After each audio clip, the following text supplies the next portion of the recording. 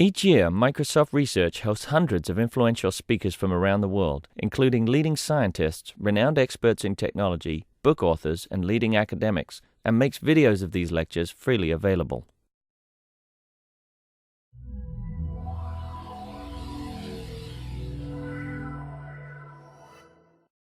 So it's my pleasure to welcome Ken McMillan back to Microsoft Research. It's been a couple of years now since he's been here last. Ken is a fellow at Cadence Research Labs in Berkeley, California, and as many of you know, he works in formal verification of both hardware and software systems. He's one of the inventors of symbolic model checking, for which he received the 1992 ACM Doctoral Dissertation Award and many other awards, including the ACM Paris Kanellakis Award. So he's going to tell us today about really how to make all our analysis more relevant, which we all wish to do, of course. Right. Thank you. Okay, thank you, Tom. All right, well, so this talk is actually a slightly expanded version of my Popple 08 talk. So for people who saw that, unfortunately, this may not be very new. But I've added some new things at the end, so hang on. All right. So program analysis, based on abstract interpretation, has proven to be a very useful tool in a lot of applications, including compiler optimization, verification, and so forth. And of course, program analysis provides us a strong tension or a compromise that we have to make between precision and cost. We have a particular property that we would like to get at, for example, whether a two-pointer is alias. And we have to come up with an abstract domain that contains enough information to be able to get that property without giving us a cost that's intractable for analyzing large programs. So the most fundamental problem, I think, in program analysis is to try to tailor the abstract domain to the property. And for that, we need either a group of Frenchmen or we need relevance heuristics. And so I prefer to discuss the latter. The idea is, if we want to scale up, we're going to have to figure out how to just include information in our abstract domain that we need to prove a given property. And for that, we have to figure out what information is relevant in a certain sense to that property. So I'm going to discuss general principles of relevance inference, especially as they are implemented in a Boolean satisfiability solver in modern solvers, because I think that captures pretty much what we know about relevance heuristics. And then I'll apply these ideas to program analysis via a technique that's called Craig interpolation. It's a logical technique of refactoring proofs. And so I'll look at the basic idea behind this and then move on to talk about some recent research applying these ideas to richer classes of properties in program domains, like programs that manipulate linked lists on heaps and so forth. And at the end, I'll talk a little bit about how all of this relates to testing, because the problem of relevance also arises in testing, and I think there are some applications of these ideas. So in static analysis, what we're doing, of course, is we're computing a least fixed point of some abstract transformer, and that's going to give us the strongest inductive invariant that we can express in a given abstract domain. So usually, in order to do that, we're going to have to come up with some inexpensive abstract domain. For example, interval analysis for integer variables, or affine equalities between variables of the program. And these inexpensive analyses generally lose information at a merge, which means that we're going to lose the ability to prove properties. So for example, if we were to have a merge point between a state that satisfies x equals y and one that satisfies x equals z, in our affine equalities domain, we might not have any facts that would be implied by that, because we can't imply the disjunction either x equals y or x equals z. So in order to deal with this lack of precision, if we actually needed that fact to prove a property, we're going to have to move up to a more expressive abstract domain, and here we're going to start to incur a significant cost. For example, we could move to predicate abstraction, and here we are going to have some set of predicates like x equals y, and we're going to compute the strongest Boolean postcondition using those predicates. That is, the strongest fact that we can imply after executing a program statement that can be expressed as a Boolean combination of those predicates. And that allows us to express this disjunction x equals y or x equals z at the merge point. So we preserve the information about X, and we might be able to prove some additional property in that way. Unfortunately, that makes the size of the abstract state exponential, because we have to be able to express all possible Boolean combinations, in the worst case, of these simple predicates. And that means we're going to have some way of focusing in on just the predicates that are absolutely needed to prove the property, because we're not going to be able to do this analysis with very many predicates. We're not going to be able to talk about all the program variables. So as soon as we move up to richer domains, the problem of relevance is going to arise. The last slide. Even if you don't have disjunctions, your abstract state is still going to have all possible subsets of the set of predicates, because you can have conjunctions, right? So, well, if you just had conjunctions of equalities, then a conjunction of equalities is just going to be polynomial size, because you have a number of equalities that you can prove about the program, which is no more than polynomial in the number of variables. So that's make sense?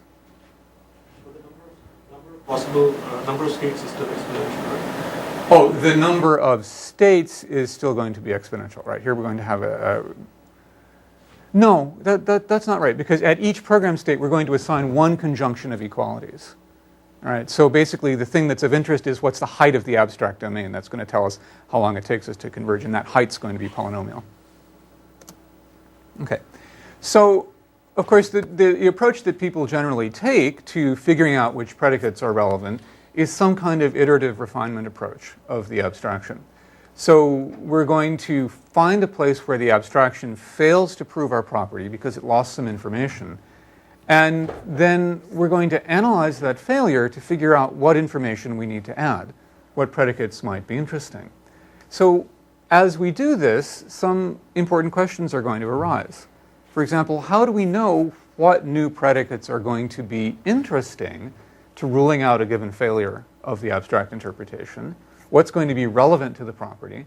And can we even define this notion of relevance in a useful way?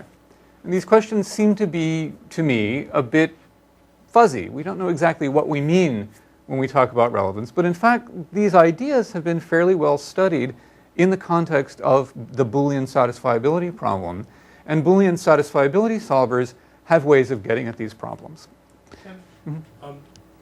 Sorry, this might be getting ahead, but I've always thought that slicing in weakest preconditions are like maybe the strongest notion of relevance. That if I have a goal state, a slice tells me, well, of course, there's many different definitions, but the iterated WP is sort of if you look at so if you look at relevant. WP, the thing about WP is it can contain a lot of facts, a lot of atomic predicates, for example, that are not actually needed to construct an inductive invariant for the property. So that the slice sort of puts an upper bound on what's relevant, but that upper bound could still be rather large.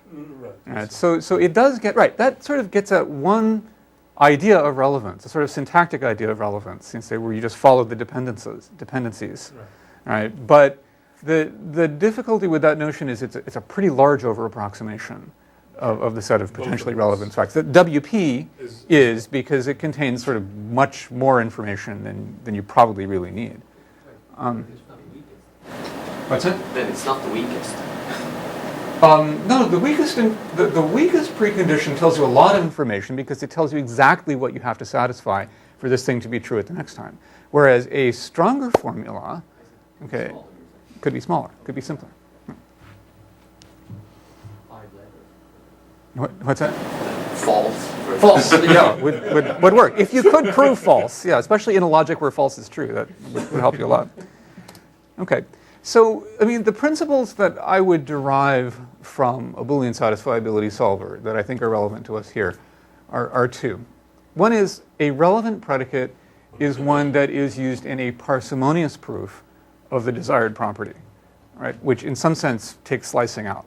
All right, because in slicing, a slice can be as large as the whole program, and we're looking for sort of the smallest proof. Right? And the other principle is a principle of generalization that says a fact that you use in the proof of some special case in your analysis is likely to be relevant to the overall proof. And I'll make that a little bit more precise later, but what's going on in the SAT solver is you have a search for a satisfying assignment, and failures of that search are resulting in deduction, which generalizes the failure. And our heuristic is saying that the variables in the clauses that were useful in ruling out my particular attempt to construct a satisfying assignment are going to be useful in general. I'm sorry? Parsimonious means well, parsimonious, yeah, it could mean smallest, or it could mean using as few facts as possible, or something along those lines. Inexpensive. So, all right. A Boolean satisfiability solver, as you know, it takes as its input a CNF formula, propositional formula in CNF, and it outputs either a satisfying assignment or a proof of unsatisfiability, that there is no satisfying assignment for that formula. And in a modern DPLL-based SAT solver, two basic things are going on. The first is an attempt to construct a model, and that's being done by two processes, branching and propagation. So branching means that we'll just arbitrarily assign a value to a variable. Okay? And propagation means we'll make some immediate deductions. We'll make some new assignments that have to be true given the assignments that we've already made. So by branching and propagation, we are attempting to construct a satisfying assignment, but we may reach a point where we have a conflict, where there's some clause in our CNF formula that now cannot be satisfied. And when we're stuck in that way, we're going to do some deduction. We're going to deduce a new clause that's going to guide our model search away from the failure. It's going to define a space which we know does not contain a solution, and that will guide us away from the failure.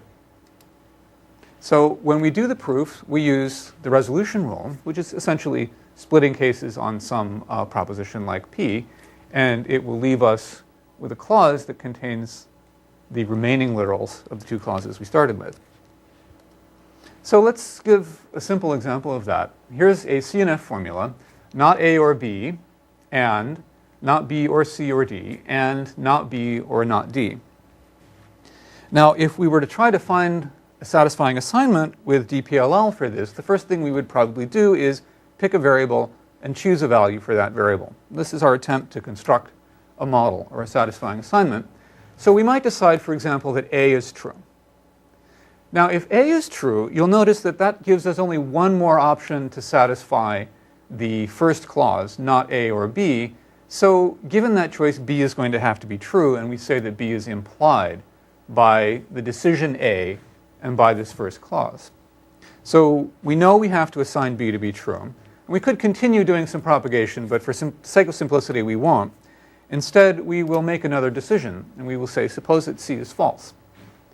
Okay, now, at this point, if you look at the second clause, you see that the only literal remaining that can be true is D. So that means D is implied. We'll propagate D. And now, in our attempt to construct a model, we've failed, because we reached a point where this last clause is unsatisfiable. That is, both of its literals are false, and we are in a conflict state. So what we'd like to do is some deduction that will tell us where we have to go to avoid getting into this conflict.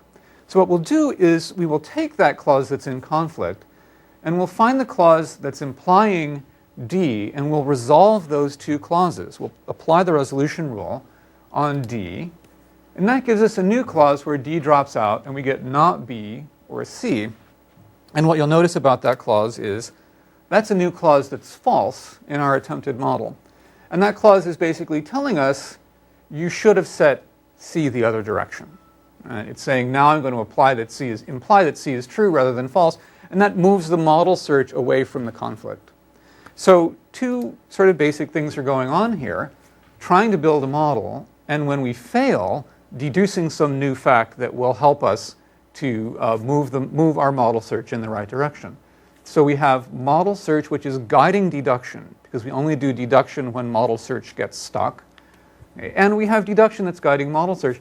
And actually, something more sophisticated goes on here, which is that if we look at the variables like D that occur in the deductions, we infer that that's an important variable, and we'll be more likely to decide a value for that variable in the future. So that's another way in which our deductive process is guiding search. So what this gives us is a sort of a feedback loop.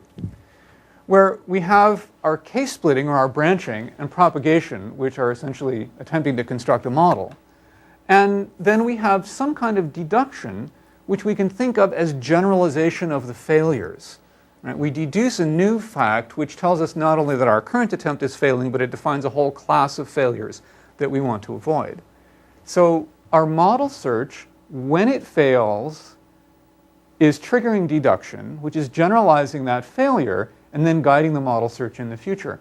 And moreover, by looking at which variables and clauses actually are used in this process, we can get an idea of which ones are relevant, and we can bias our model search towards those relevant variables and clauses. So that's how a modern SAT solver is focusing in on relevant facts and deductions by this feedback loop of search and deduction.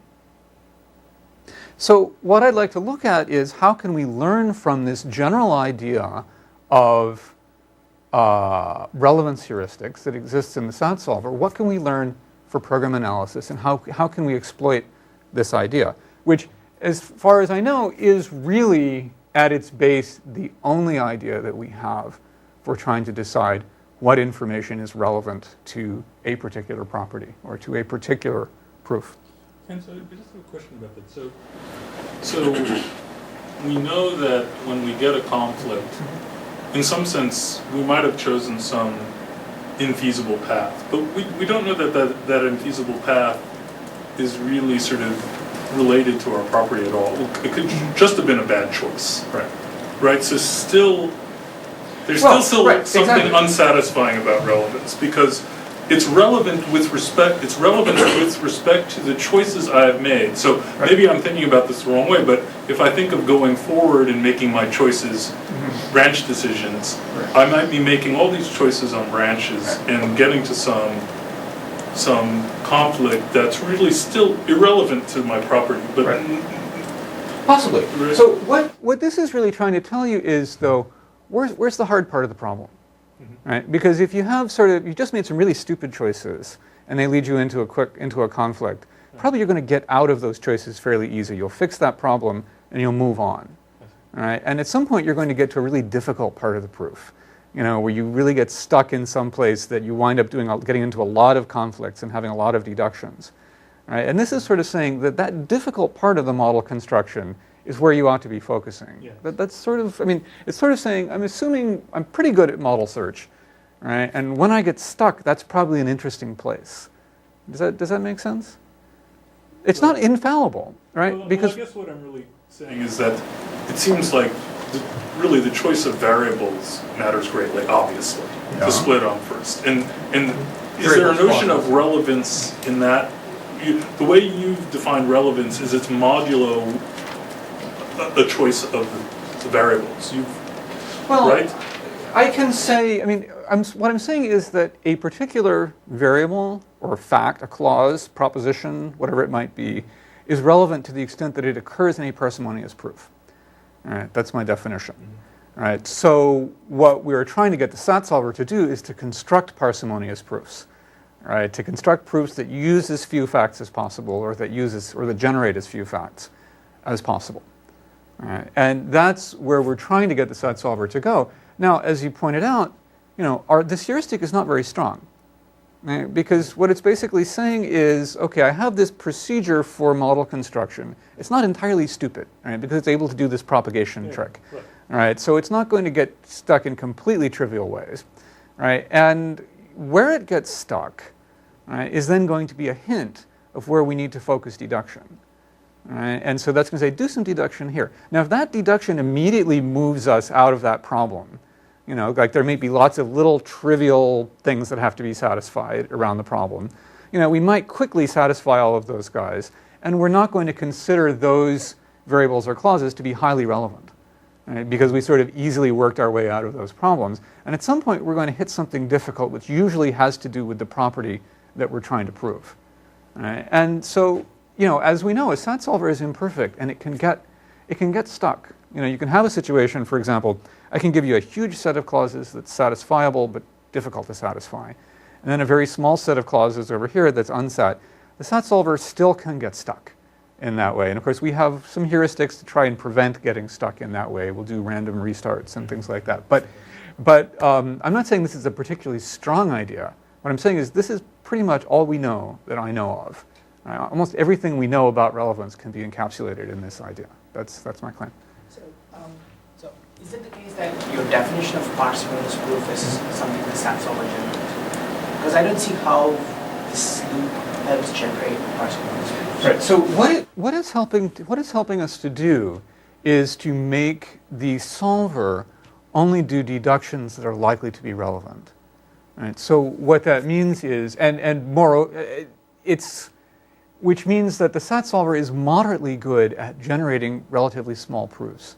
And we exploit that in various ways. For example, we can extract the unsatisfiable core, an unsatisfiable core of the problem from the proof and say, well, because I have this small proof, I know that this small subset of the clauses is unsat. Right? But SAT solvers don't get to the minimal one. Right? What they're doing is trying to bias towards as small a proof as they can generate, right? By only doing deduction when it's necessary, to correct a problem in model search. Right? So this is, as I said, this is a heuristic, right? And what it tends to do is to generate parsimonious proofs, but it sometimes fails.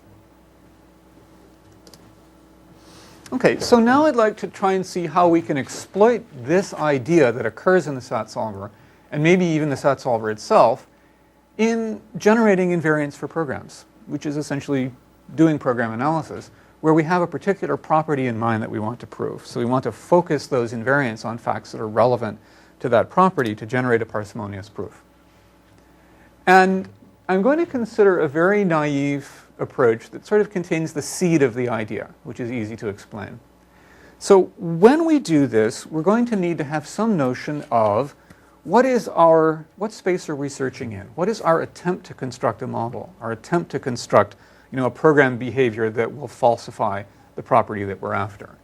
And one possible attempt is to look at a particular execution path of the program, right? A particular way of going through all the conditionals and the loops that gets us from an initial state to a state that violates the property. So that's going to be our notion of a special case, or an attempt to find a model. And so we can unwind programs into loop-free inline programs that represent some subset of the execution paths of the program.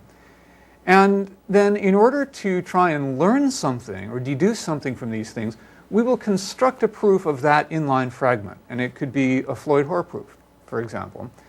And now that we have proved that this attempt is a failure, this attempt to find a bug is a failure, we can then see if that proof will contain the ingredients of a general proof.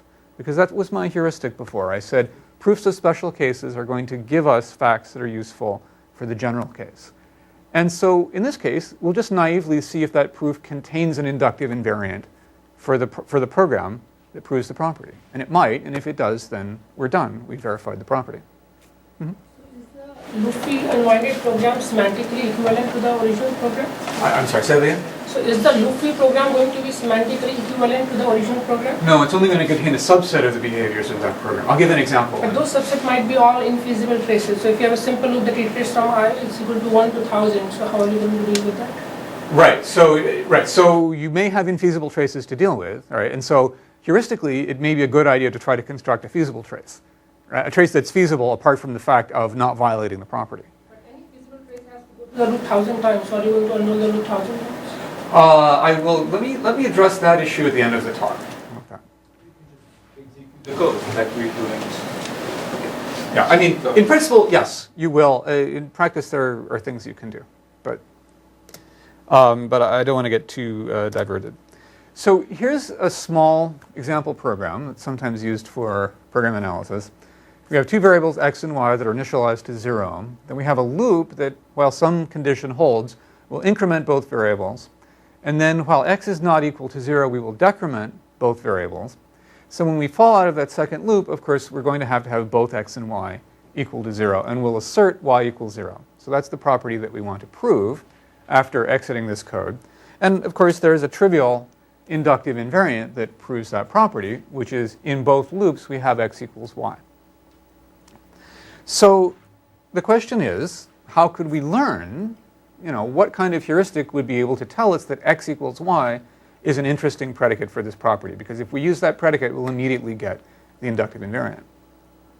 Well, my naive approach is going to be to just unroll those loops some fixed number of times, say twice. And I've unrolled both of the loops twice here. So we go through the increment loop 2 times and through the decrement loop 2 times. And you'll notice here I've asserted the guard condition for entering the loop both times. Then I assert the guard for exiting the second loop, which is x is equal to 0.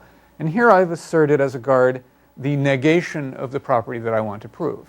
So basically, if my property is true, this program fragment will be infeasible. I will not be able to execute it from beginning to end, passing through all the guards, because y will always be 0 at the end.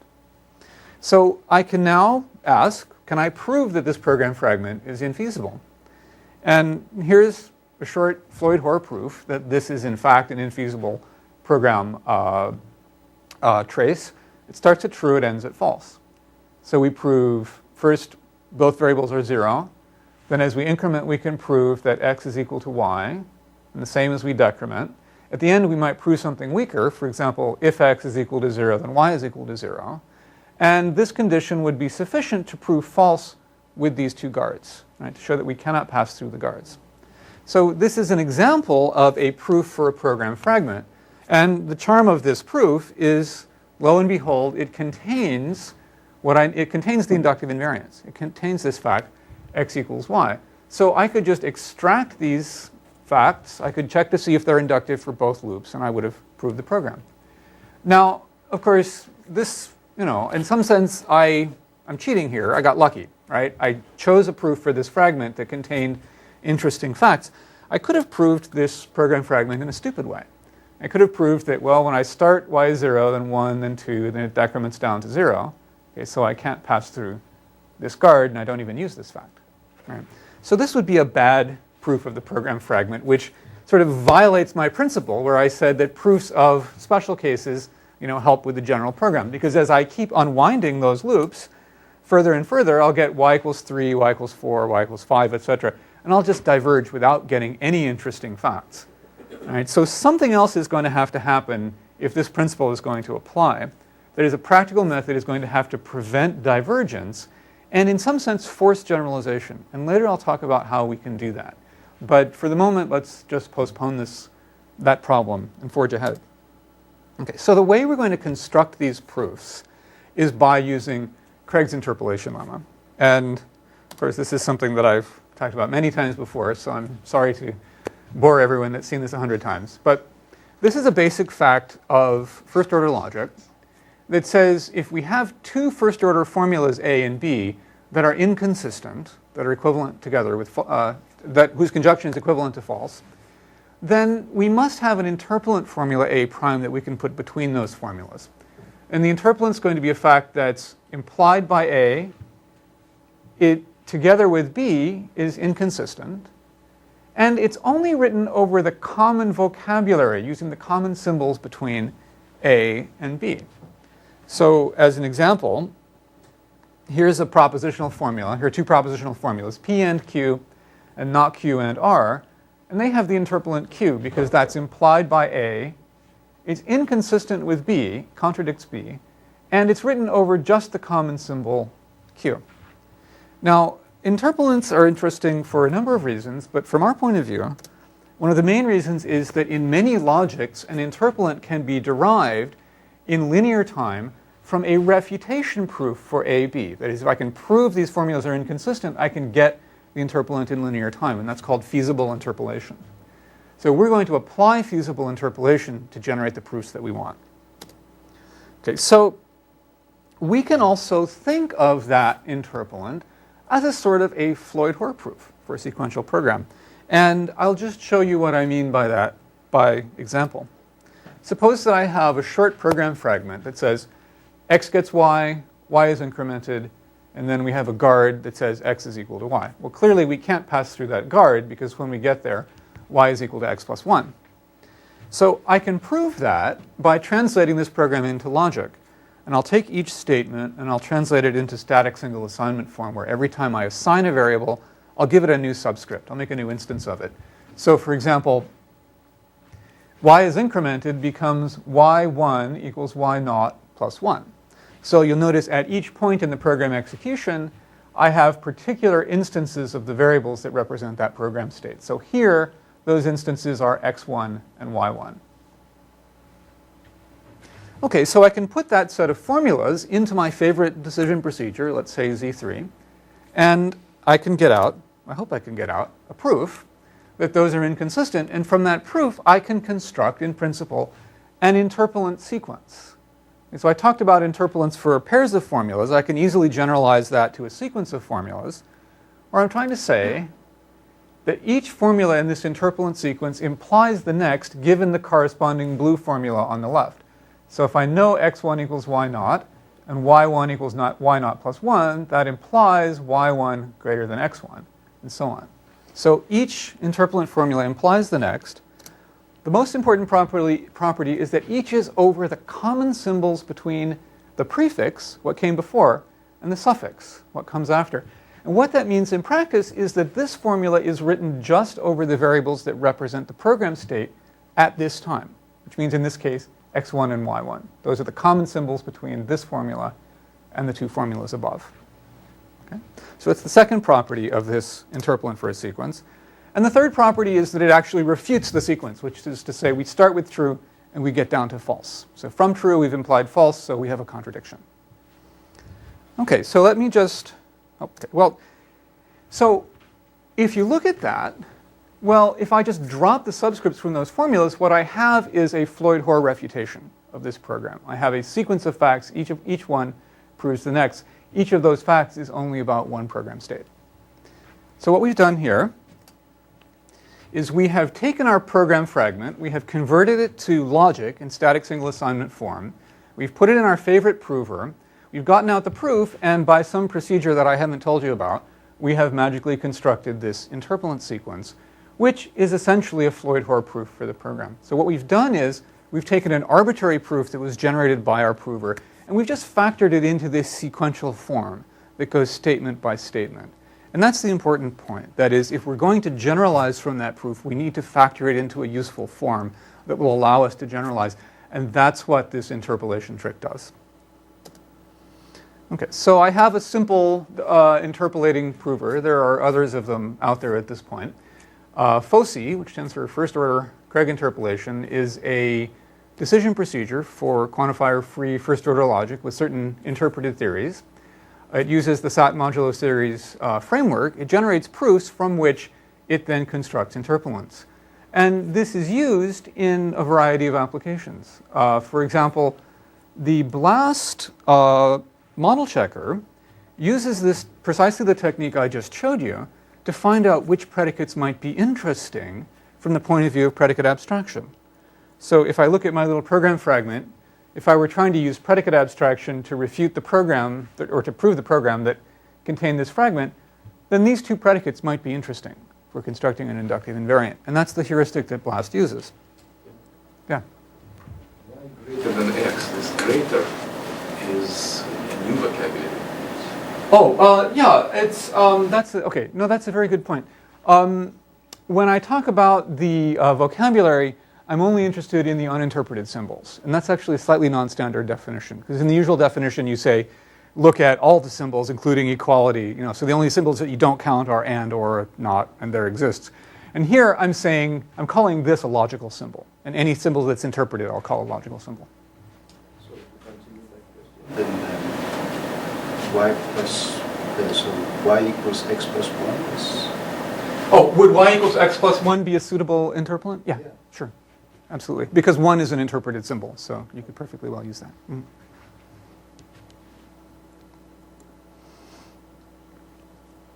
Okay, so, and this is also used in some other tools. You can also do software model checking directly with interpolants. And I'll talk a little bit about that as well. So here are some examples that Ranjit Jalla put together for a paper in 2004 of some Windows device driver examples. I don't really know what properties are being proved there. I just have the source code. And these are examples that are ranging from small to kind of big. And what Ranjit could show was that the previous techniques that were generating predicates for predicate refinement were not doing a good job of focusing those predicates. And so as these programs were scaling up, the number of predicates was getting too large, and we couldn't handle the larger ones with the technique. But by focusing the predicates using this interpolation technique, it was possible to get the larger examples to work in moderately reasonable amount of time, about an hour at that time. And the reason basically that this works is that we know using this interpolation technique which predicates are relevant to which program statements. And so if you look at the average number of predicates that are used to represent the state at each program location, that number is not really increasing as the program's getting larger. And that's why they were able to scale this up. It's possible actually to use techniques that don't use predicate abstraction, where, as I suggested before, we could just get the inductive invariant out of the interpolants themselves. And using a technique that's like that, like BLAST, but based on that idea, actually you can cut 2 orders of magnitude off the runtime here by not having to do predicate abstraction. So there are various ways that you can use interpolants in order to focus proof on relevant facts, including getting the ingredients for the interpolant that you get by predicate abstraction, and just generating an invariant directly. Yeah. So what were the properties that you were proving, and what were the aliasing assumptions in the heap that was made in these examples? Yes, and the answer is I don't know. But the properties, by looking at the interpolants, I would say that the properties were very simple control properties. And in terms of what were the aliasing assumptions at the call sites, I don't know. There was some kind of test harness, some kind of verification harness that was built that was driving the driver functions. And honestly, I don't know. Was this for the inline or inlining? Oh, was BLAST doing inlining here? Yes, BLAST was doing inlining at that point, right? So that's always been a point that's sort of been a little finessed when Rupach was here and sort of learned about our predicate abstraction and the fact that we were dealing with procedure calls, and he went back and they started BLAST and said, we don't want to do summaries. It's too hard because they don't even have the predicate abstraction problem solved for programs. Right. So BLAST, what they did originally was they inlined everything, and of course then you need very parsimonious proofs because you've exploded your state space, right? And so in SLAM... For these problems, no. But for these problems that, there was only like... Okay, let me just say that even though we didn't call it interpolation, in SLAM, because we had to scope predicates to procedure bodies, we had to make interpolants. We didn't know they were interpolants, right?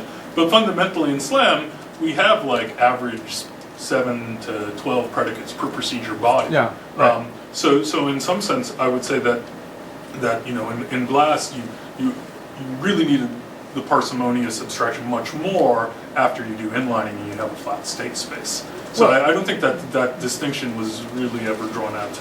Right. I mean, the only thing I would say is that you need some way of localizing those predicates and saying these predicates are only interesting here. Right. So in SLAM we said, procedures are a good way to localize. So we kept the procedure structure.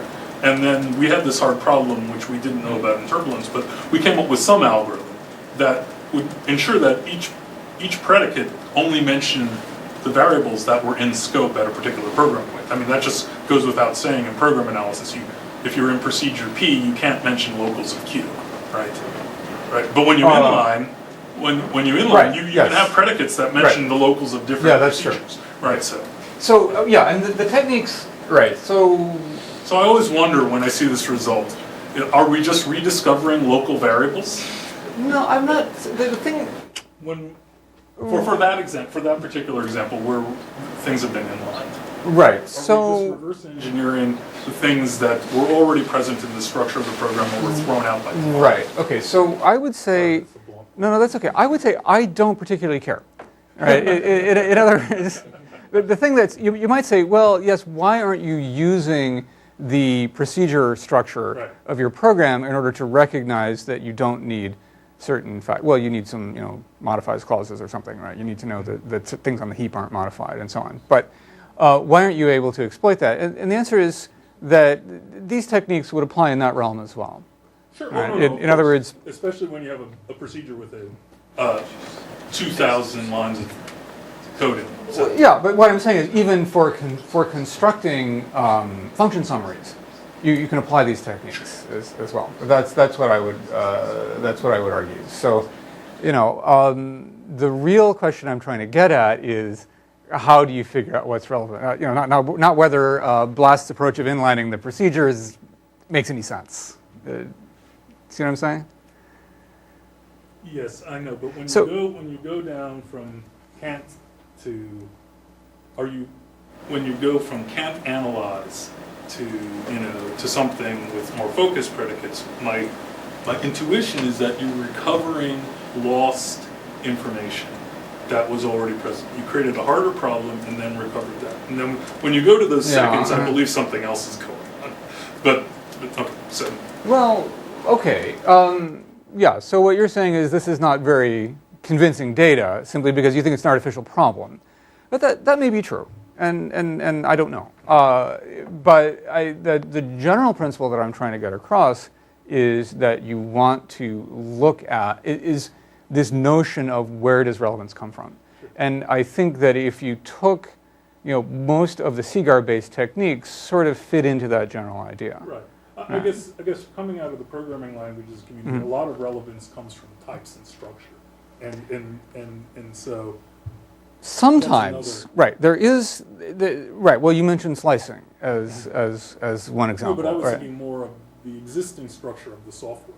If it's been well architected, and then maybe if it uses fewer global variables, for example, or has better localization and modular. So I guess perhaps, but in any event, when you have at a procedure call site, you need to be able to decide, okay, what does this procedure need to preserve? All right, and actually, I'll talk a little bit about that problem as well later. But I think that the problem comes up in either framework. So even if you ignore procedures, you still have very large procedures with loops. So do these predicates only are the loop boundaries and procedure boundaries, or are they? At what granularity is the program modeled? No, are these predicates at every program point in the procedure, or are they only? Yeah, well, you can do it in various different ways. I believe that Blast was sort of doing it at the level of basic blocks of the program, but you can actually build larger fragments than basic blocks as well. And I've played around with that a bit, and there's a trade-off there, right? The larger a basic block the larger block that you deal with, the more difficult it is for the prover to handle. So there's some kind of trade-off. Okay, so. Let's see. I have a little more time. What I wanted to do was to talk. By the way, Tom, how long can we go for? We have until 12. Okay. So I have plenty. With all the I have questions and everything, we have an hour and a half. plenty of time then. Okay. So what I'd like to talk about now is moving these kind of techniques up the expressiveness hierarchy. Okay, so what I've talked about so far is basically at the level of quantifier-free formulas.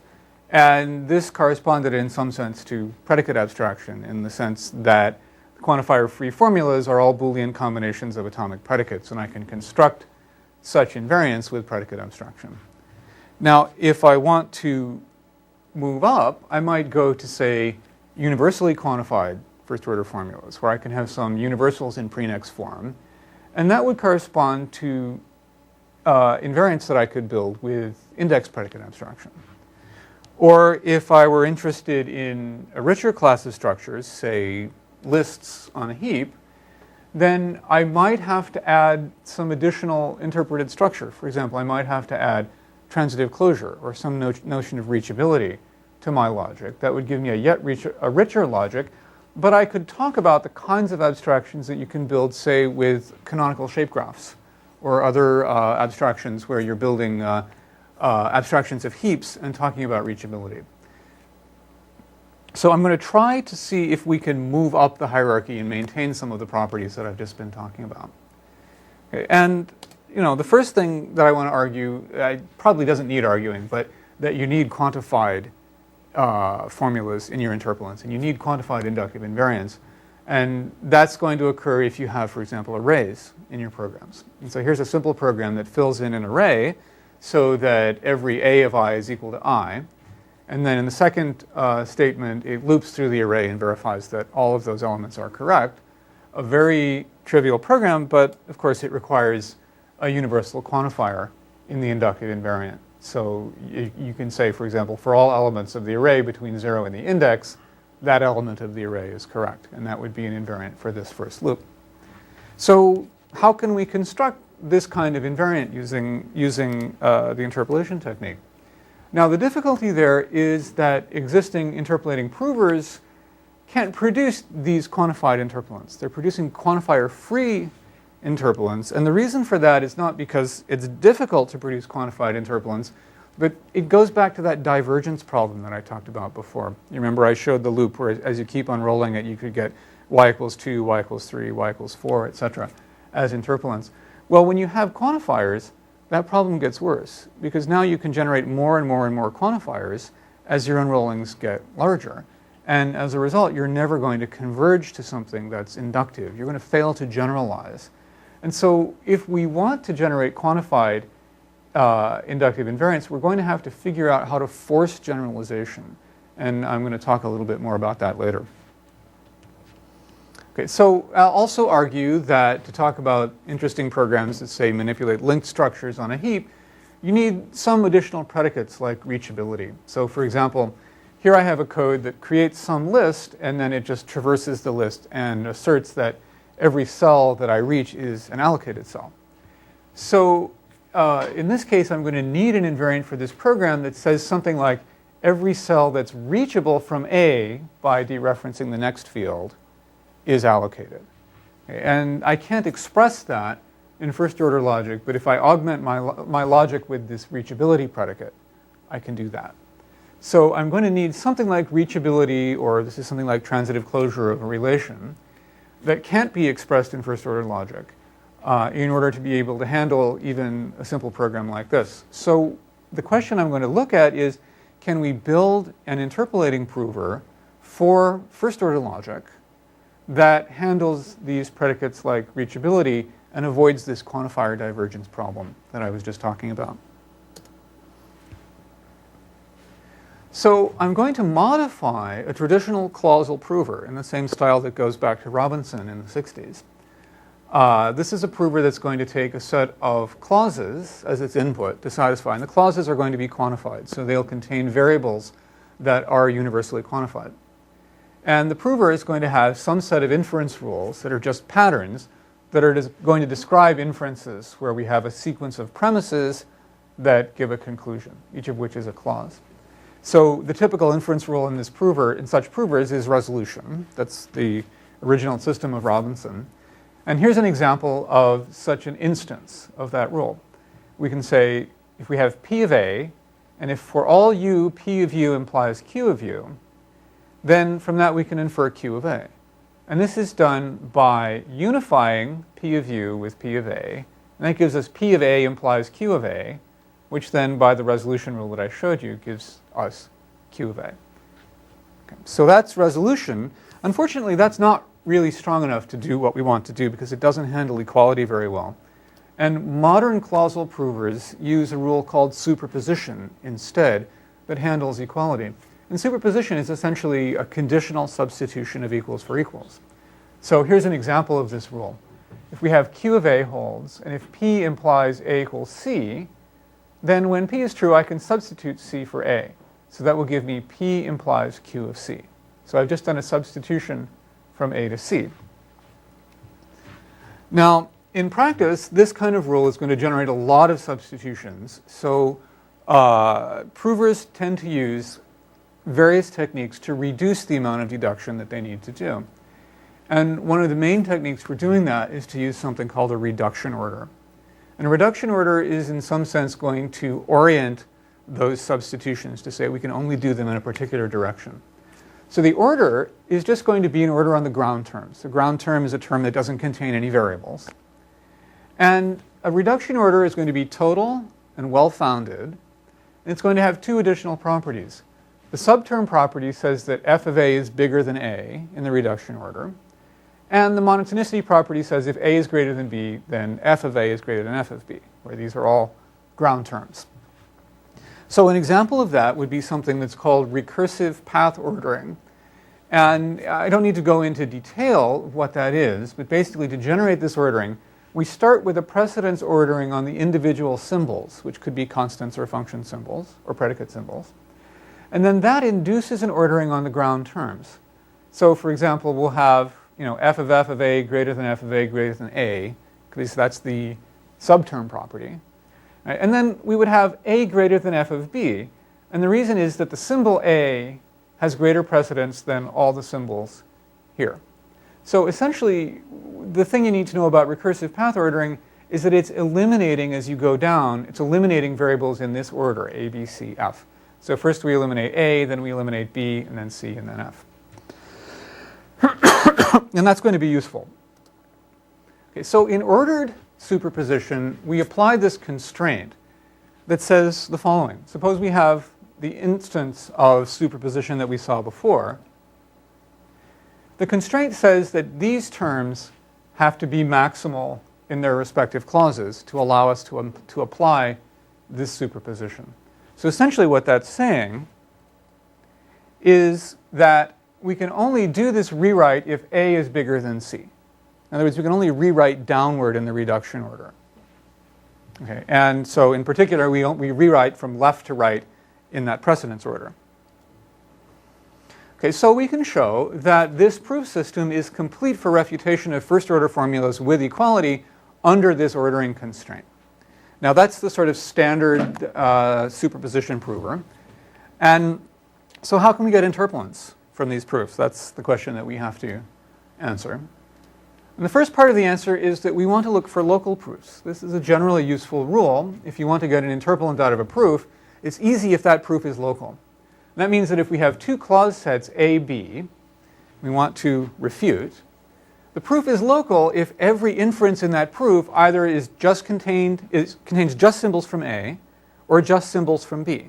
So if we have a symbol that occurs only in A and one that occurs only in B, we can't mix those in the same inference. And that gives us a local proof. It's a special case. Now we can show that from a local refutation, using standard existing techniques, we can derive an interpolant for this pair in linear time. And that interpolant is just going to be a Boolean combination of the formulas that exist in the local proof. So that's the first part, is making the proofs local. So we have to modify the prover to do that. Now, to make the proofs local, our first step is going to be to fiddle with the reduction order to make sure it does what we want. So I'll say that a reduction order is oriented for this pair of sets of clauses, A, B, when essentially the variables that occur only in A get eliminated first. So that's saying that S is greater than T if S is a symbol occurring only in A and T occurs in B. So we're rewriting, if you will, from left to right. Okay. So here's an example of such a proof, such an oriented proof. Suppose on the left side we have the formulas x equals y and f of x equals c, and on the right side we have f of y equals d and c not equal to d. Okay, now you can see that on the left side we have one unique variable x that doesn't occur on the right, and on the right side we have one variable d that doesn't occur on the left. So our order is going to be oriented if we eliminate x first. We eliminate from left to right. So I'll choose an order that is oriented, x and then everything else. Okay? And that will generate a superposition proof that uses that order. So first, well, I know x is equal to y, and x is greater than y in the ordering, which means I can rewrite in this direction. So I'll rewrite this term, f of x equals c, to get f of y equals c. And you'll notice that this term uses only left-hand side symbols. We don't have any d here. Okay? So we're local so far. Now, I can take this fact and use it to rewrite this term. Again, you'll notice this is going from higher symbols to lower symbols. Okay, is that true? Well, it may not be true. I may have to fix that ordering. But in any event, I can do this rewriting. And that will rewrite this term into just c. And that'll give me c equals d. Now here you notice I don't have x, so I'm living on the right-hand side. And then my next inference just says, well, that's a contradiction. So that's a local proof that I obtained by rewriting from left to right. So now, unfortunately, you would hope that that would be enough, but it isn't. It turns out that just having this rewriting from left to right trick doesn't guarantee that the proofs will be local, and here's a case where that happens. Suppose that the right-hand side is telling me effectively A equals B by transitivity. And the left-hand side says, no, that can't be because Q of A is true and Q of B is false. So obviously I have a contradiction there, but suppose that this is my ordering. I eliminate this left-hand side symbol Q first, and then ABC. Well, unfortunately, the only oriented rewrite I can do is to rewrite, in this case, rewrite A to B here. Sorry, rewrite, let me get this right. Rewrite with,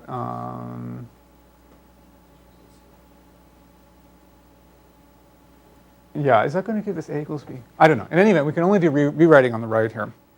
And that, unfortunately, gives us only a useless fact. So our solution is going to be to augment this inference system just slightly. And that is, here's the inference we want to do. We want to take Q of A and substitute C for A to get Q of C over here. And then we could do the same with Q of B and we'd be done. Now, unfortunately, this is not local because it contains both Q, that left-hand side symbol, and C, which occurs only on the right. So what we'll do is a sort of a trick. We'll replace this inference with this one. And this will allow us to postpone this argument until this inference, split it into two parts that can both be local. So here we'll say if Q of A holds, then we know for any U equal A, Q of U. Now in particular, if U equals C, that's what we want, right? But this is a local inference, so we're okay. Then later on, maybe we could resolve A equals U with A equals C. That would plug in C, and that would give us Q of C. But we don't want to do that now because that's not local. So what we can show is that if you do this, you can always postpone this second inference till it becomes local. And in particular, we'll postpone it until Q of U gets resolved out by resolving with not Q of B. So Q will then be eliminated, and then we can resolve A of C with A equals U. So this rule, which I've called the procrastination rule, because it allows us to sort of postpone this operation, allows us to always generate local proofs. That is, this is what's called a valid reduction rule. Replacing this inference with this inference does not sacrifice completeness of the prover. So we can show that this prover with this additional rule is complete for equality. Okay, and it always generates local proofs, or rather, local proofs are complete. Okay, so I've called this the procrastination rule since it postpones the inference. Okay, and we can show that local superposition operations with this additional reduction rule are complete for refutation under a particular condition, which is that this pair AB has to have a universally quantified interpolant. Right, so this is going to give us an interpolation procedure if AB have a universally quantified interpolant. Okay, if they do, I can get a local proof. From the local proof, I can compute the interpolant. Right, so this gives us a complete method for generation of universally quantified interpolants from arbitrary first-order formulas, okay, if such interpolants exist. Okay, and then we can easily extend this from the idea of interpolants for two formulas to sequences of interpolants for n formulas in the way that I described before. So that allows us to use this technique to generate Floyd-Hoare proofs for inline programs. Okay, now I'm finally going to get to this question of divergence that I've been postponing. All right, that is, what prevents these interpolants from, say, having more and more quantifiers or larger and larger constants as I unroll the program further and further. Well, what we're going to do to prevent that is we're going to stratify our logical language. That is, we're going to work in a sequence of languages, L1, L2, L3, etc., where each LK is a finite language. So for example, I could say that LK is the set of all clauses that have at most k variables and have a nesting depth of function symbols of at most k. And that would be a finite set of clauses, modulo subsumption. So any clause is going to live in some L sub k, right? But each individual L sub k is going to be a finite language. So we've stratified the language into a hierarchy. And now we're just going to work in the lowest level of that hierarchy that we can. So in our stratified prover, we'll start with L sub 1, and we will try to generate a proof in that language. And either we'll succeed or we'll saturate, which means we can't generate any new facts in L sub k. And if we saturate, then we'll just increase k, and we'll continue. And the result will be that we get a proof in the lowest level of the hierarchy that a proof exists. Right, so we're trying to sort of put ourselves in a box here and say you can't use really complicated formulas. You have to use simple ones if possible. Okay? All right. But it also makes sense to bound the number of clauses, just as you bound the number of variables. Because you probably don't want exponential proofs with smaller proof. Well, we like to get as small a proof as possible, all right? But, you know, that's just heuristic, right? I mean, trying to get as small a proof as possible is what our heuristics are geared for. But actually, I'll talk a little bit more about that later, because these provers aren't, as I've described them, aren't particularly good at doing that. But from the point of view of divergence, we just have to make sure that we're restricted to this particular clause language. And that restriction is going to force us to generalize in a sense that I'll describe later. So the thing about this stratification is you can show the following result. If you give me a program with a safety property, okay, and suppose that there is a universally quantified inductive invariant that proves that property, so universally quantified in pre-next form, okay, then we can show that there exists some k such that if you look at all the unwindings of that program, unwind the loops out to any depth that you please, all of the proofs of those unwindings live in L sub k. Right? So as you unwind further and further, eventually you don't have to go to a higher level of the hierarchy. There's a point of the hierarchy at which you stop, and all the proofs live at that level of the hierarchy. Right? So again, that's under the assumption that you have a universally quantified safety invariant for that program. Okay, so as we unwind it further and further, eventually we stop at some L sub k.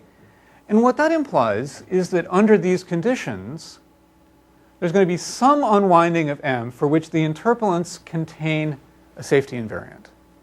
Okay, so if I unwind that program far enough, I'm guaranteed to find a universal safety invariant if one exists. Okay? So, of course, one might not exist. My language just might not be, rich enough to express an inductive invariant. But if it exists, we'll find it. So we have a sort of very limited completeness result there. And this says basically we will not diverge if an invariant actually exists. Okay, so that's interesting. You'd like to know, does that work in practice? All I've said is that eventually if you unwind far enough, you'll find an inductive invariant, but that might take a very long time. So what I've done is I modified an existing prover called Spaß, okay, so that it has all of these features that I just described, okay, including this stratification of the language. Mm-hmm. Have k variables. Does it also include constants like 1, 2, 3, 4?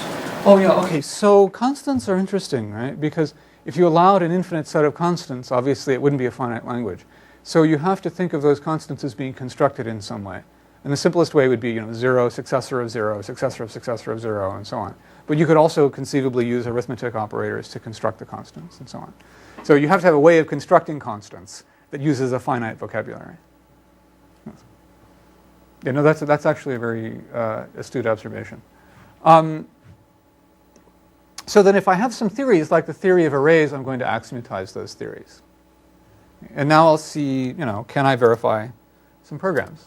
I guess this is not very interesting. I showed some of the axioms of arrays and a partial axiomatization of the reachability theory. It's not fully axiomatizable, but I tried to cover the interesting case that occurs interesting cases that occur in program operations. Okay, so we have our axioms. And now let's look at a simple example. Let's go back to that program that just fills in the values of an array and then tests them. Okay, so I showed that, we have a universally quantified invariant for that program. So let's see if we can find it. So we'll take those loops and we'll unwind them twice. So here's the loop that fills in the value of the array, that occurs twice. And then here's the loop that, that tests the value of the array. And this is going to occur twice as well. And in the last iteration, we'll actually assert the negation of the property. So we want to know if after executing the first loop twice and the second loop twice, the property can be false. So we can convert that into SSA form. And you'll notice that I've used the update and select functions that I axiomatized for access to the arrays. Okay. And I can put this in the prover. The prover will generate a local proof. From that, it will get an interpolant. And lo and behold, the interpolant contains inductive invariance. That is, here we say for all u between 0 and the index variable, the selective u is equal to u. And here we say for all u between j, the index variable, and n, those are the things that I have yet to see, the value of the array is correct. So these are successful inductive invariants to prove the given property that we got after just unfolding the loops twice. And the reason for that goes back a little bit to the question that you asked, which is, why didn't I just get an invariant that said, oh, here element 0 is okay, and here element 1 is okay? That would be sufficient. The reason it didn't do that was because those were deeper terms. They contained constants that looked like, successor of 0 and successor of 0 and so on. So by stratifying the language, I've prevented myself from getting this easy proof. And I was forced to use a quantifier and generalize to get a general fact about all the elements of the array. Okay. So this idea of saying, well, when is a proof about a particular case of a program fragment actually useful for generating an inductive invariant, for handling the general case? Well, it's only useful if I'm able to force myself to generalize a bit. And one of the ways that I can do that is by restricting my language, sort of making it harder to generate a proof. I have to think harder to build a general fact rather than a specific fact. Okay, and if I do that, I can actually formally show that I can avoid divergence in the case where a fact like this actually exists. So if the invariant was a of I equals I plus 1000, for instance, you would not be able to generate that. Well, unless I had a small way of generating the constant 1000. Right. So there's some heuristic things you can do. For example, you can look in the constants that exist in the program path. And you say, okay, you're welcome to use those and build other constants off of those. So you're right. There is sort of a heuristic aspect there that this is not magic. Right. What you're using here is also linear inequalities. So to what extent does Spaß give you support for that? Well, it doesn't, and so I had to axiomatize. The theory of linear order, right, in order to do that. And you can show, like, for programs that manipulate arrays, actually, it applies the integer axiom, and it says, well, how do you know that if you've added 1 up to n that you've hit all the elements of the array? Well, you have to use the integer axiom to say that in fact there are no array elements between the integers that you hit. All right, so it's able to do that, and in fact this disjunction in the interpolant actually comes directly from instantiating the integer axiom. Alternatively, I suppose you could change what the assignment does to say that an assignment doesn't just change one little spot in the array, but changes all of the indices between one integer and just I could change the semantics of arrays.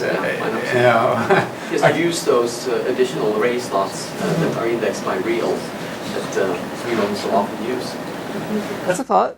I don't know if that would be easier or not. But the point is you get to choose the axiomatization, right? So in particular, you can choose to axiomatize entities that are going to be useful for expressing proofs that are low in the hierarchy, right? So in other words, if I come up with an interesting predicate about lists, like for example, this pointer points to a segment of list that is unshared. I could axiomatize that, right, and add that fact, and that would allow the prover to more easily express that fact at a lower level of the hierarchy. So I can sort of push the prover towards generating proofs that contain certain kinds of facts by the axiomatization that I choose. I don't know if that makes any sense, but it gives you a lot of flexibility then. Okay, so let me just look at a few more examples. Here, create list contains a loop that builds a list of some arbitrary length, a linked list linked by the next field.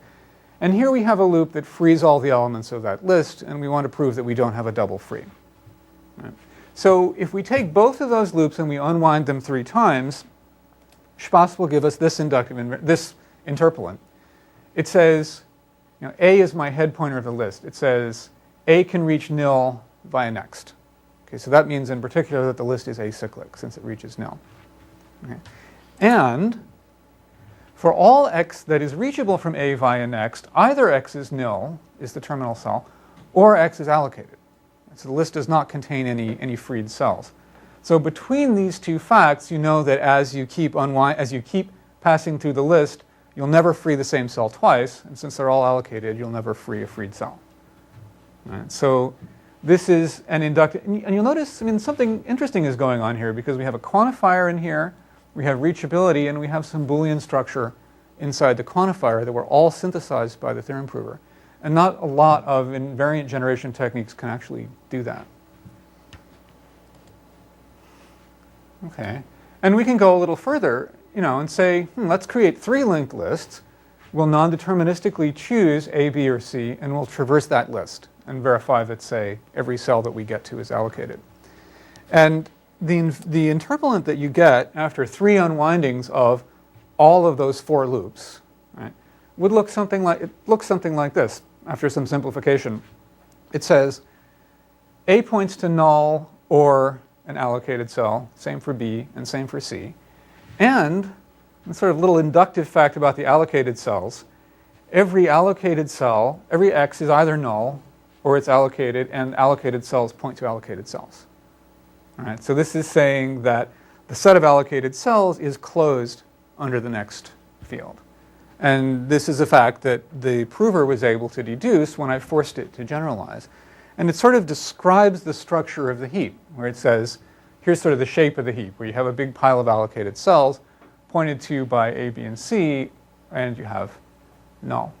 So this would be a shape graph of the heap that corresponds to this formula. Can you consider null to be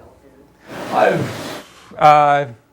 Actually, in this case, it doesn't matter if I consider null to be allocated, because what I said was every X is, for every X, either it's null, for every X, if it is non-null and allocated, then it points to an allocated cell. But then the next X might be null. Let's see, did I make a mistake here as I translated this? Arrow down is not. If for every X, Now it's null is not. allocated. yeah, okay, well that's, I don't know, that depends how I axiomatized it. Right. All right. Yeah, that's a good question. If null is considered to be allocated, then that works, but I don't remember exactly how that was done. Okay, so where were we? Yeah, okay, so something interesting is going on here, which is the interpolant has sort of given us a structure of an abstract interpretation, because it said not only, is this the vocabulary that's interesting, ABC, allocated, and next, and null, right? But it said you can decompose this into actually 3 separate analyses, right? That is, we have a conjunction of 4 facts. Each of those could be proved by a separate parallel analysis, right? So whereas if you put, say, into a typical, if you put into TVLA, all of these variables and predicates, TVLA would generate an exponential size abstraction, right? But whereas if you told it, I want to generate 4 separate abstractions using these 4 separate vocabularies so that I can build a conjunction, it could do that, and it would produce a polynomial size abstraction. So what I'm trying to argue here is that the structure of this formula is also interesting in terms of relevance, because we can say not only what are the relevant symbols and variables and atomic predicates, but we can say what are the correlations between those things that are relevant. Right? Anyway, I don't know if that idea makes any sense, but it's something that potentially could be exploited if you wanted to use this as a heuristic for choosing a shape abstraction. And you can do small example programs with this technique, like a program that picks any element of a list and deletes it and shows that the resulting list is acyclic. And the interesting thing about this chart is only that the number of unwindings that you get tend to be small. And you can define things so that you don't have to go very high in the hierarchy of languages. All of these could be done in language L1. That doesn't show that this is a scalable technique. The reason this is not scalable is that theorem prover, Spaß, has really no inbuilt notion of relevance. Right? It's just a saturation prover. It just does all of the inferences that it can do, which means it doesn't scale. And if we tried to scale this to large programs, Spaß would explode. So that gets to future research.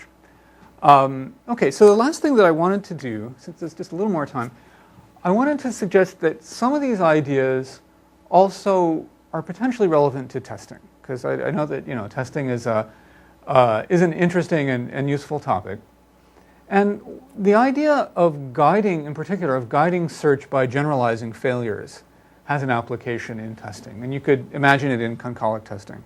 For example, let's say that I had a program and I had chosen some symbolic input, some partially symbolic input for the program, and I had symbolically executed that program.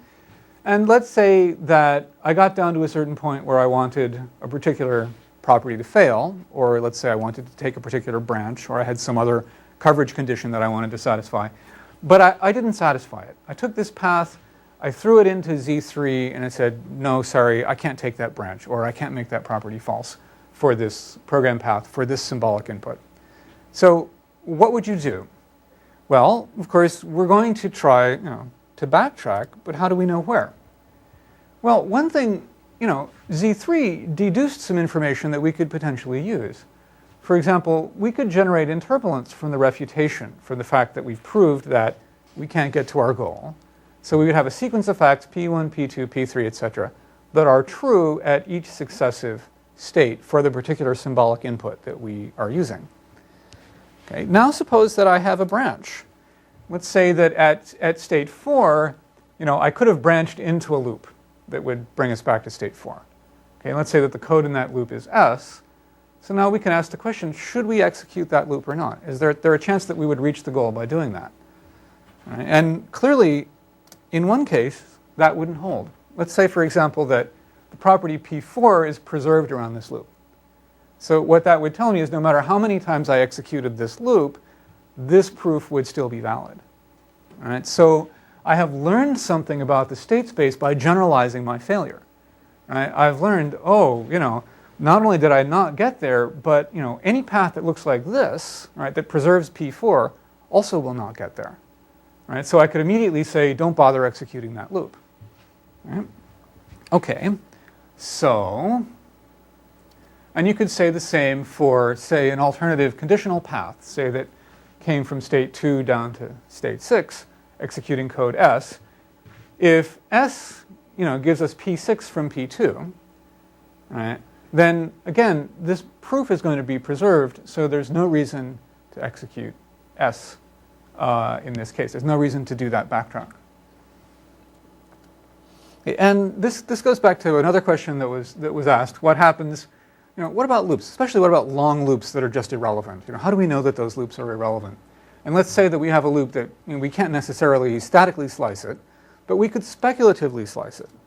And we could say, okay, here's a program execution that goes into this loop. Okay, or this could be, instead of a loop, this could be a function call that executes a function call. I could speculatively say, well, I don't think that any of the side effects here are going to affect my goal that I want to reach. So I could just skip that loop. And I could say, okay, just skip over it, don't execute it, and see what happens. And if I did satisfy my goal, then I might have to go back and say, well, what if I did execute this loop? But let's say that I don't reach the goal by doing that. Okay, well, what can I learn? How can I generalize this failure? Right? I could compute some interpolants. And I could say, well, here I proved P1, P2, P3, P4, etc., going down. And here I'd get P4 twice, because this is a skip statement. Okay, and now I could say, well, if this loop actually preserves P4, right, preserves the reason I didn't get down to the goal, then there's no point in actually, or if this function call does, preserves that, then there's no point in actually executing that code. There's no point in executing that loop that I have to go through 1,000 times, because I know that after I got through 1,000 times, P4 is still going to be true. So just don't bother. So that goes partially to the question of, well, do you really have to expand out the loops that execute a large number of times? And the answer is, well, if they're relevant, maybe, and if they're not, maybe we can speculatively not execute them. Okay. So I think that there's, actually, not only that, but from here you could compute a summary for us, and maybe that summary would be useful. And the next time that I see the same loop or the same function call, I could look at that summary instead and say, well, if I can show I can't get there using the summary, then forget it, I'm done. Yeah. Okay, so those are just some suggestions, just to suggest that all of this general idea about generalizing from failures to try and guide the search applies to almost any kind of search, including testing, including concolic testing. Okay, so to conclude, okay, I've tried to argue that relevance heuristics are necessary when you have rich domains in which you want to do program analysis, in order that, if you need those domains to prove your properties. And that there's one sort of basic principle that I think that most of our heuristics, for example, using CGAR, are in one way or another based on, and that's this idea of generalizing from failures in the way that a DPLL solver does. Okay, so we're trying to say, relevant facts are those that are used in parsimonious proofs. We can push ourselves towards parsimonious proofs by using this principle, this feedback loop between model search and deduction or refutation. Okay, and our general heuristic is facts that are useful in special cases are likely to be useful in the general case, although as we saw in the case of programs, sometimes this is only going to be true if we put a little pressure on to force ourselves to generalize. Okay, so we saw how this applies in program analysis, where special cases could be program paths or some kind of program execution fragment, which could include many paths, but some finite number. Okay. And interpolation is just a technique of reorganizing a proof into a useful form for generalization. Right? Taking, say, a proof that we get out of our decision procedure or our theorem prover and putting it in a sequential form where it's actually useful to us. And by limiting the vocabulary of the prover, if we can get inside the prover, we can get at this question of divergence. And we've seen that we can do this even for moderately rich logics that allow us to reason about things like arrays and lists. We can actually force generalization by using an appropriate prover, and this will give us a procedure that's actually complete for generating universally quantified invariance. Again, modulo the fact that we can axiomatize whatever theories we need. Okay, so, and I think that this kind of thing, I was trying to suggest before that this kind of thing could be useful in a number of ways, including if we're doing shape analysis, if we're doing index predicate abstraction, we could potentially use these techniques as a way of telling us what are the ingredients of the abstraction. What facts do we need to track in the abstraction? And I also wanted to suggest that the same sort of general principle applies to testing as well. So, this is the kind of things that I'm working on now. The main problem is these complete first-order provers are not very relevance-driven. They haven't learned the lessons of DPLL, right? And the question is, how can we get these provers internally to focus on only doing relevant deductions? So I'm working on that problem. And this is also bringing out things like alternatives to SAT modulo theories, other ways of organizing decision procedures other than SAT modulo theories. Looking at function summary generation using interpolation so that we don't do the irrational thing that BLAST does, but instead we actually are only generating local facts, about functions. And also, I haven't explored this yet, but a sort of a hybrid between concolic testing and this kind of lazy abstraction that BLAST does, using interpolants, I think would be a very interesting thing to explore. So anyway, thank you very much. Thanks, Ken.